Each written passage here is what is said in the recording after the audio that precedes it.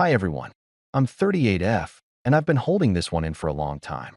It's taken me months to get enough distance from everything to write this out without letting my emotions run the whole story. But now that I've had time, and now that things are unfolding the way they are, I think it's time to share. So here's the deal. My family owns a regional logistics company. We're not some massive corporate empire, but in our area, we're well known. We handle distribution for a few major retail chains, and even some seasonal contracts with agricultural producers during harvest months. It's not flashy, but it's stable, profitable, and deeply rooted. My grandfather started it with nothing but a flatbed and a handshake. My dad grew it into something that could support multiple families. And then came the third generation. There are four of us. Me, my younger brother Callan, 34M, my sister Lana, 31F, and our cousin Dorian, 33M. To understand what happened, you need to know what each of them is like. Not how they pretend to be at public events or holiday dinners, but how they are behind closed doors. Callan has always believed he's destined for more than everyone else. Even as a kid, he refused to participate in chores unless he could be in charge of whatever was going on. He once got kicked out of a group project in high school for insisting his name be listed first, even though he barely contributed. When my dad retired 5 years ago, Callan showed up to the first shareholder meeting with a mock turtleneck and a slideshow labeled Our New Era. I still remember sitting there, watching him present a plan that involved outsourcing to a shipping partner that had been flagged for multiple safety violations, and realizing he hadn't actually read the fine print of the deal. Lana, for her part, is calculated in a different way. She's the kind of person who can smile while delivering a passive-aggressive insult that you don't fully understand until hours later. She handled all our outward-facing communications, which I'll admit she was good at. Appearances are her specialty. But she was reckless with company money and constantly tried to rebrand everything we did without understanding how it would impact operations. Once, she hired a PR firm to refresh our image and changed our long-standing client tagline without consulting the clients first. We almost lost 2 contracts over it. Then there's Dorian. He's technically not one of the main heirs, but my aunt, his mother, pressured my dad into giving him a 10% stake to keep it in the family. That was a mistake. Dorian rarely showed up to meetings on time, if at all, and when he did, he'd sit with his feet on the conference table like he was doing us a favor by being there.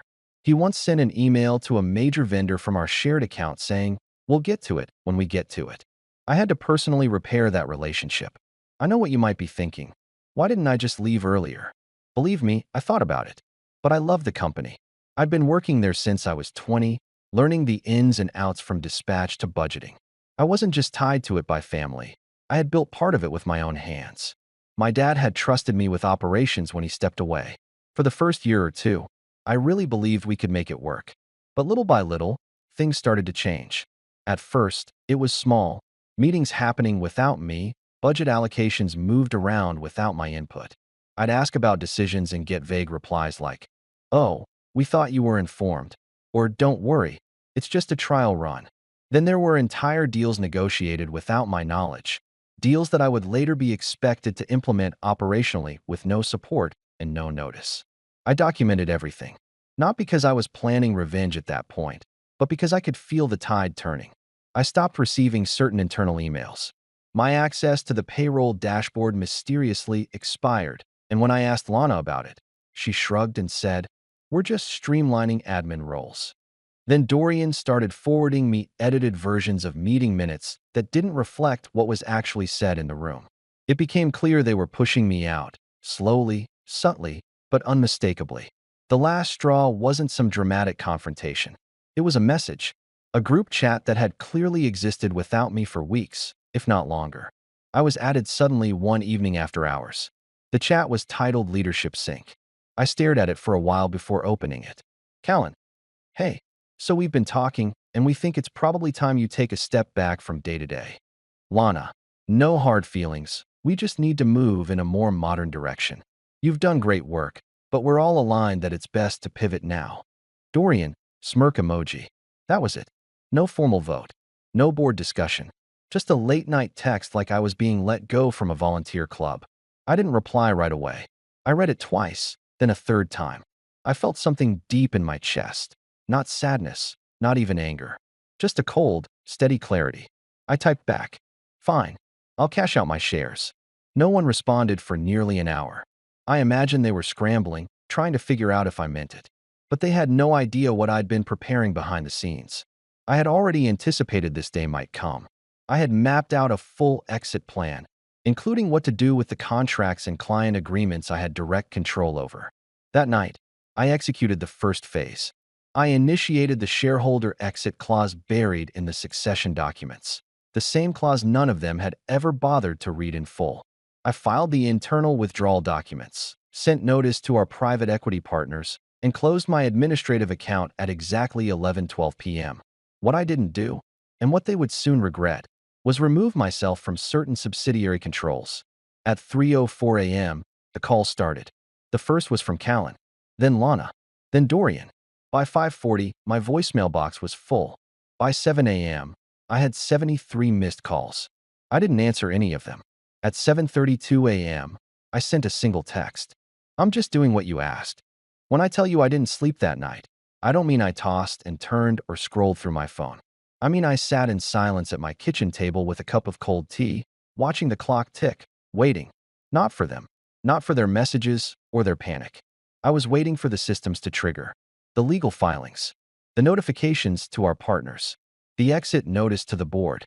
You see, my siblings thought I was just one of 4 names on a ledger. They never understood the structure of the company. Not really. They thought I was operations and they were strategy, but they failed to grasp that without the foundations I'd built, their so-called strategy was just air. Back when our father stepped away, he and I spent a full year reorganizing the business. We did it quietly, carefully, in the aftermath of a near failure that no one else knew about. A legal threat from a vendor over a breach of exclusivity that Callan had accidentally triggered by double booking freight services. My dad wanted to shield them from the fallout, so he and I worked through the mess privately. As part of that, we created a holding company, discreetly, that would serve as the legal spine for all new contracts moving forward. I became its managing director. None of them ever asked how that worked. They didn't care. They were too busy redesigning the company website and posting polished photos of leadership retreats at conference centers. Meanwhile, I was finalizing service agreements and managing transport insurance and customer guarantees through that holding company. So when I initiated my exit, I didn't just leave. I disengaged, carefully, legally, and thoroughly. The holding company's client contracts had termination clauses tied to my directorship. My removal meant automatic review periods, and in many cases, immediate suspension of service. In short, by stepping down and pulling the right levers, I didn't just remove myself. I paused the entire engine they were sitting on. But back to that morning. By the time the sun rose, I had 3 emails from our largest partners. All of them were worded professionally, but the message was the same. We'd like clarity on the leadership shift. I knew what that really meant. They wanted to know why the name they'd trusted for years, my name, was suddenly gone from the contracts. Callan called 4 times in a row. When I didn't answer, he left a voicemail, his voice tight with forced calm. "Hey, listen, can we just talk? This isn't what we meant. Obviously, we appreciate you. And, maybe we can rethink some things. Just give me a call." I didn't respond. At 9:02 a.m., I received an email from Lana. The subject line read, "Urgent, immediate board discussion." The message was short. "We didn't anticipate your exit would disrupt contract continuity. Please advise on transition steps." Transition steps? That made me laugh. They really had no idea what they'd done, what they'd asked for. Around noon, I got a message from Jenna, our longest-standing dispatch manager. She'd been with the company since I was 22, and she had watched my siblings grow into their roles, or rather, fail to. Her message was careful, just wanted to check in. "The new routing system isn't working, and we've had 4 drivers call in confused. No word from Callan. Should I keep using the old format?" I replied, "Yes. Stick to the original protocol. I'll call you soon." I had no intention of abandoning the people who actually made the company run, the warehouse staff, the dispatchers, the drivers. This wasn't about punishing them. But I wasn't going to sit back and clean up another mess behind the scenes while my siblings stood in front of cameras talking about innovation. At 2:34 p.m., Dorian finally chimed in. A voice memo. I didn't open it. Instead, I opened the company's shared drive.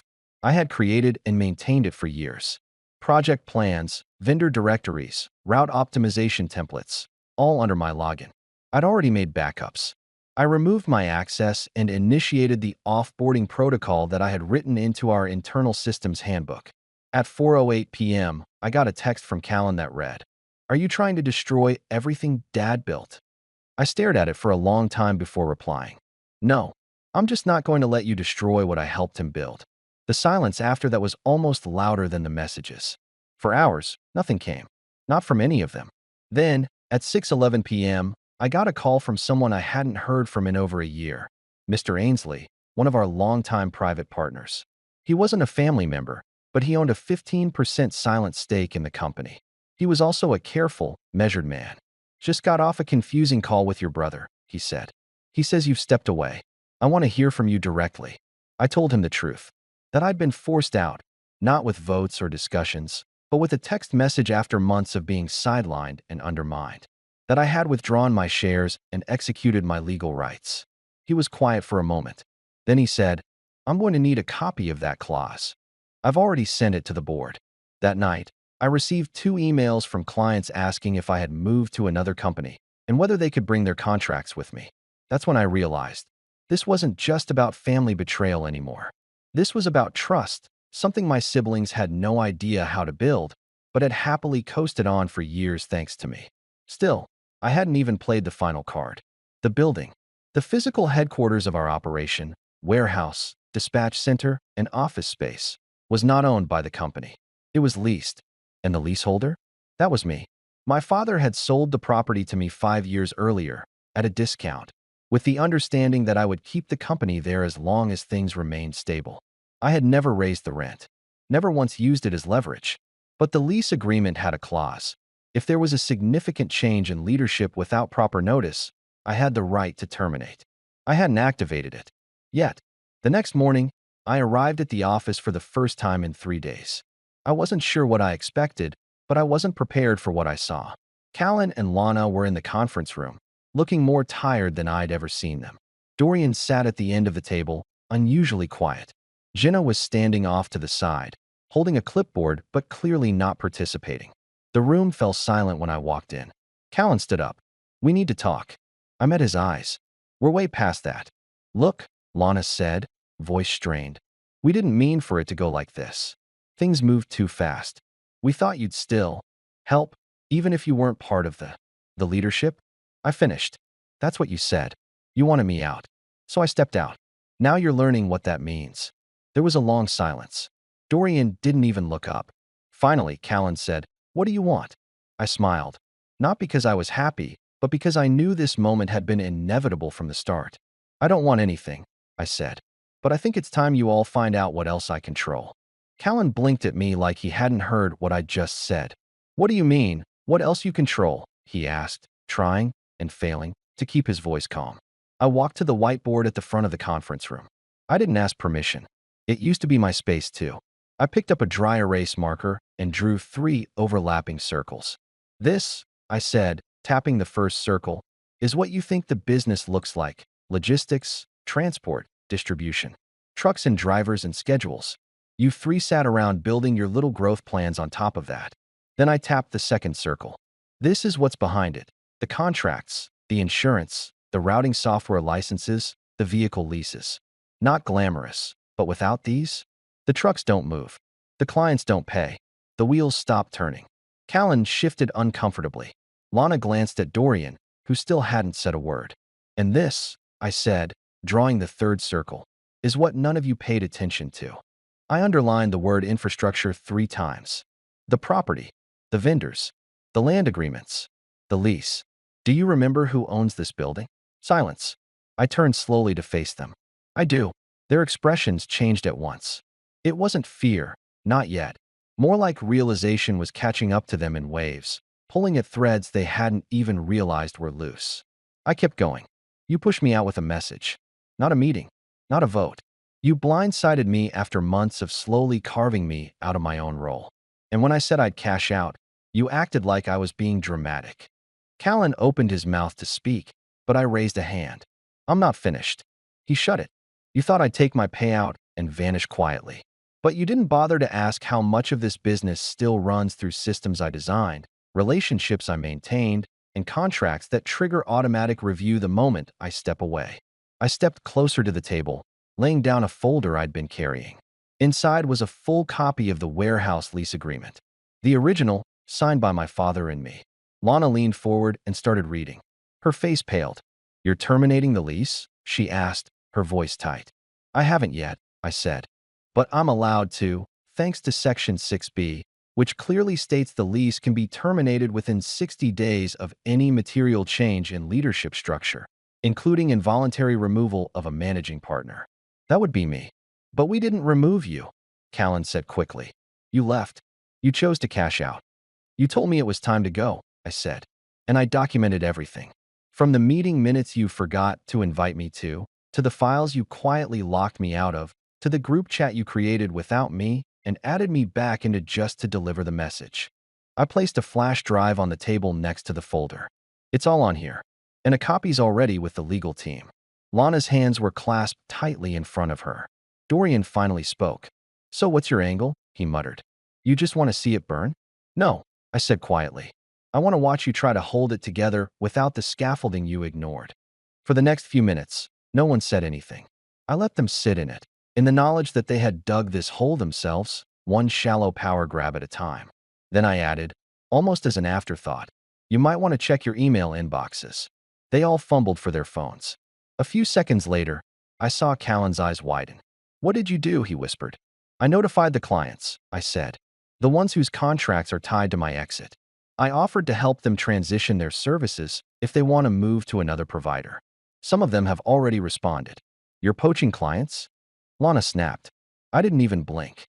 "I'm giving them the option to go where the person they trusted went. If you'd like to keep them, you're welcome to renegotiate the contracts on your own. But you'll have to act fast. Most of them have a 30-day termination clause." Dorian muttered something under his breath. Lana turned away, biting her lip.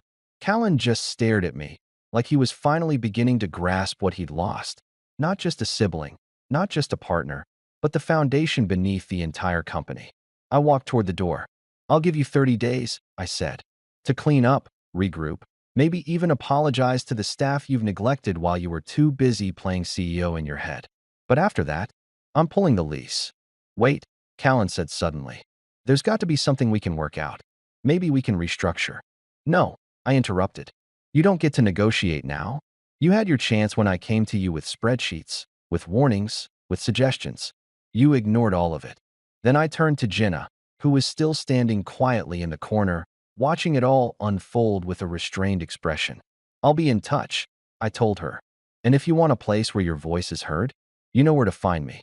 She nodded, just once, and I walked out. I didn't go home. I went straight to the new office space I'd been quietly leasing under a different name. Smaller, for now, but scalable. I already had interest from 3 of our biggest clients, and I wasn't planning to build another bloated family-run machine. I was going to build something functional, lean, fair, transparent. Over the next few days, things moved fast, at least on my side. My inbox filled with staff questions, client confirmations, and 2 messages from Callan trying to schedule urgent discussions. I didn't reply. The lease notice went out via certified mail. I informed the logistics software provider that their company license had lapsed with my exit, and they'd need to renew it independently, if they could afford it. I even got a polite message from our 3rd largest client COO asking if I would consider a private meeting to discuss future collaboration. Meanwhile, Callan's social media posts stopped abruptly. Lana's bright, over-filtered updates vanished. And Dorian, who had always been the loudest in meetings and the least helpful in action, deactivated his professional profile altogether. 1 week in, I received a message from an old warehouse foreman who'd left 6 months prior, citing too much chaos. He wanted to know if I was hiring. "I'd work for you again," he wrote, "as long as the others aren't involved." I read that message 3 times before replying, "They're not." By the end of the 2nd week, I heard that Callan had attempted to pitch the board on a bridge loan to cover the lost contracts and lease renegotiation. It didn't go well. Ainsley, the silent investor, had requested a full audit. I don't know what he found, but I have my suspicions, especially considering how much personal spending had started flowing through company cards once Lana took over marketing budgets. Then, One night, I got a message from my father. Just a text. They didn't listen. I'm sorry. I stared at it for a long time. I typed out 3 different replies. Deleted them all. In the end, I just sent. I warned them. 2 weeks after I served the lease termination notice, I received a formal invitation to a board meeting. It was worded in stiff legal language and sent from Lana's new assistant, someone I'd never met, and who clearly didn't know I had once written that same template myself. It was being framed as a critical leadership review and strategic path recalibration. They wanted me back at the table, not because they valued my input, but because the house of cards they'd built was collapsing and I was the only one who understood the architecture. They didn't even try to hide their desperation. One of the attached files was a list of clients who had either withdrawn or requested renegotiation in the past 10 days. 14 names. 7 of them were top-tier contracts. I accepted the invitation, not because I intended to help, but because I needed them, and the rest of the board, to hear the truth spoken plainly in a room they could not control. The meeting was held in the main conference room at headquarters, the same one where Callan had first delivered his New Era presentation 5 years ago. I arrived 10 minutes early. They were all already there. That didn't surprise me. They wanted to look prepared. Callan was wearing a navy suit that didn't quite fit. Lana looked polished, but her eyes had the flat, exhausted look of someone who hadn't slept well in days. Dorian didn't even fake a greeting. He just sat slouched in his chair, tapping his pen against the table like a clock ticking down. The rest of the board slowly trickled in. Ainsley came last, as always, and took his seat with a nod to me. Not warm, but respectful. He was the only one who'd called things as they were from the beginning. The meeting opened with pleasantries, but it didn't stay polite for long. Callan tried to take control right away. We're here today to discuss the company's direction following some recent disruptions, and I interrupted him. You mean following your decision to remove me without cause or consultation? He paused. That wasn't a formal removal. It was a leadership adjustment. You created a group chat, I said flatly, and told me to step aside. That's not a leadership adjustment. That's negligence. Ainsley cleared his throat. Let's allow her to speak. We've all seen the fallout. I think we need clarity on how we got here. So I gave them clarity. I laid out everything. The contracts that dissolved automatically. The vendor relationships severed by sudden leadership changes. The trust lost with clients I had personally maintained for years. I explained how they had ignored internal warnings, bypassed operations entirely, and made public commitments they couldn't back up. Then I placed 3 envelopes on the table. The first contained the termination confirmation for the warehouse lease. The 60-day clock was now official. The second held copies of the client responses I'd received since leaving. Most were moving with me. A few were willing to return, but only under conditions they would never meet. The third was the one that silenced the room. Inside was a signed agreement between me and a quiet logistics startup in the next district, a merger agreement. As part of that deal, I'd brought over the key accounts I had personally built, plus the staff who'd followed me voluntarily. In return, I now had a controlling stake in a business position to directly compete with my family's, but leaner, smarter, and unburdened by ego. Callan's face drained of color. Lana's hand was frozen on her notepad. Dorian muttered something under his breath, but I didn't care enough to ask what it was. So what? Callan said finally, voice rising. You're just going to destroy what Dad built. Walk away and burn it all down. I looked at him for a long moment. No, I said. You destroyed what he built. I just refused to carry the pieces for you anymore. Lana shook her head. You didn't have to go this far. You're right, I said calmly. I didn't. I chose to. Because every warning I gave was ignored. Every compromise I offered was rejected. You saw me as disposable. You treated me like a problem. So I became your consequence. There was nothing left to argue. I stood, gathered my folder, and walked out of that room for the last time. In the months that followed, their business fell into what one industry journal politely called an extended reorganization. Translation: contracts lost, reputation damaged, and leadership in disarray. The lease ended, as promised, and they scrambled to find a replacement facility that wasn't too far from the existing routes. They found one, at double the cost, and it delayed their operations by nearly 3 weeks. Several clients never returned. Meanwhile, my new venture grew quickly. I didn't advertise. I didn't make public statements. I just did the work. Quietly. Properly. Honestly. Jenna now runs dispatch. I brought her in as a partner, not just a manager. I hired back several warehouse staff who had left after things soured. I made it clear from day one, we don't do politics. We do work. We treat people like professionals, not pawns. As for Callan, Lana, and Dorian, Callan tried to pivot into consulting, but without the company name behind him, no one really called. Lana posted motivational quotes on her profile for a few months, then stopped. I heard she moved to the coast and tried starting a boutique branding agency. Dorian resurfaced 6 months later trying to join a regional competitor, but they called me for a reference. I gave them the truth. Nothing more, nothing less. My father hasn't brought it up again. We're cordial, in the way that some things are too broken to fix, but not worth arguing over anymore. I think part of him always knew they weren't ready, but he hoped they'd grow into it. They didn't. And me? I'm not angry anymore. I'm not bitter, but I am clear-eyed. Family does not entitle you to loyalty when you offer nothing but control in return. They pushed me aside and expected me to keep supporting the structure they were actively tearing down. I didn't destroy the business. I just stepped away and let gravity do the rest. They thought I was the safety net. I was the floor. And when they cut me out, they had nothing left to stand on. Thanks for watching. Share your thoughts in the comments. If you like this story, don't forget to like and subscribe for more content like this.